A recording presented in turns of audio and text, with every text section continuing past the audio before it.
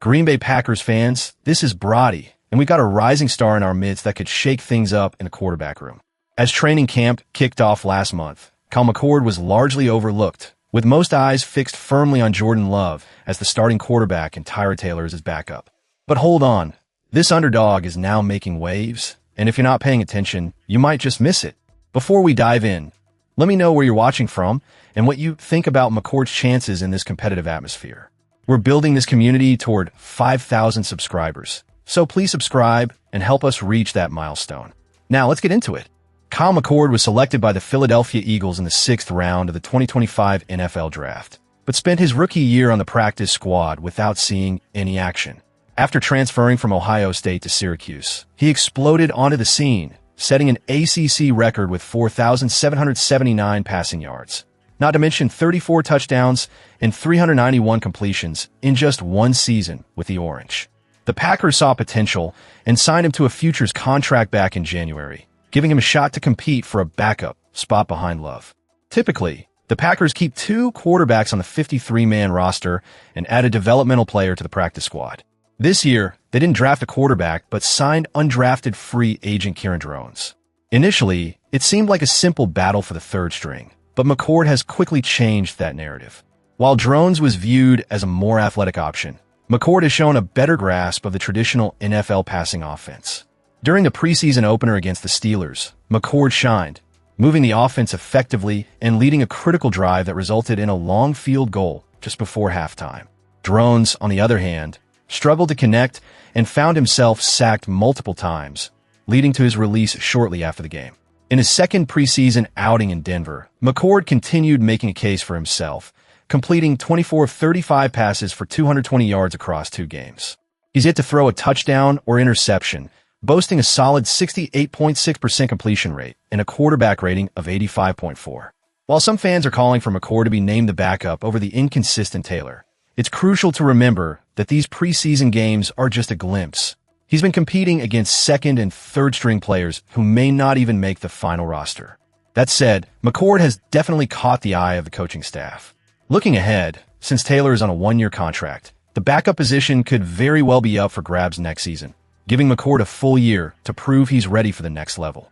McCord himself is trying to keep things in perspective, saying, "I feel like it's so easy to get caught up in those long-term, down-the-line type of goals. I think the most important thing is being where your feet are and making the most out of every preseason game, every practice, every rep you get."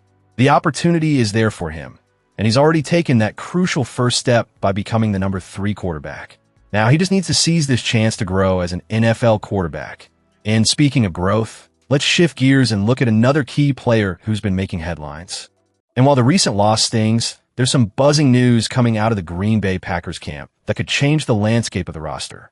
Reports are surfacing that the team is considering a trade for a veteran wide receiver to bolster their offensive options. This kind of move could be a game changer for the Packers as they look to maximize their potential this season. Now, why does this matter? Well, the Packers have been struggling with consistency in their receiving core, and adding a seasoned player could provide that spark they desperately need. The immediate impact would be felt on the field, potentially giving Jordan Love a reliable target to lean on as the season progresses. Looking at the long-term consequences, a successful trade could not only improve the team's performance this year, but also send a message to the locker room that the front office is committed to winning now. It's a bold step, one that could reinvigorate the fan base and build momentum heading into the playoffs. On the flip side, the strongest argument in favor of this move is the opportunity to enhance the team's depth and experience. A veteran receiver could mentor younger players and bring invaluable insights to the game. However, the main risk lies in giving up valuable draft capital or young talent. If the trade doesn't pan out, the Packers could find themselves regretting the decision for years to come. In my honest opinion, this is a calculated risk that could pay off handsomely. The Packers have the talent, but they need to ensure they have the right pieces in place to make a deep playoff run. If they can pull off this trade, it might just be the spark they need to ignite their season. Now let's shift gears and look at another pressing issue that has the fan base buzzing. As we wrap up today's coverage, let's delve into a fascinating dynamic unfolding as the Green Bay Packers gear up for their final preseason game against the Arizona Cardinals. Head coach Matt LaFleur, a firm believer in the value of joint practices, finds himself in a unique situation this time around. coaching against his younger brother, Mike LaFleur, who is stepping into his first season as the head coach for Arizona. Now, remember back when Aaron Rodgers was at the helm?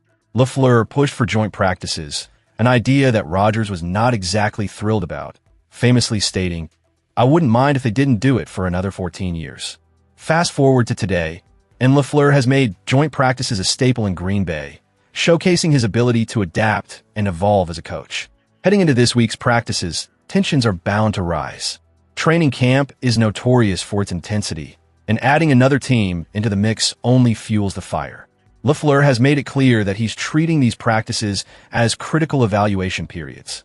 Players on the bubble must understand the stakes.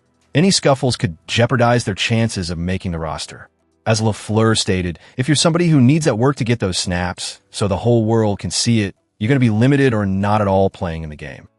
This is a crucial moment for those fighting for a spot on the team. But here's where it gets interesting. If things do get heated, LaFleur has a plan B. In a lighthearted moment, he joked about settling disputes by tagging in his brother for a little brawl on the 50-yard line. This humorous approach reminds us that amidst the competitiveness, there's a familial bond that makes the situation special.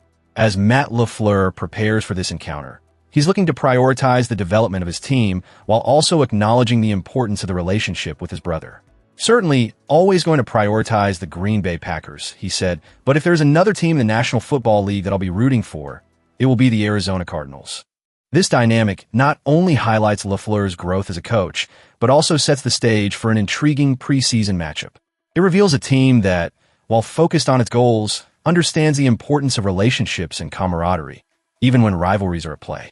So, Packer Nation, what do you think of this unique situation? Do you trust LaFleur's approach to managing the intensity of joint practices?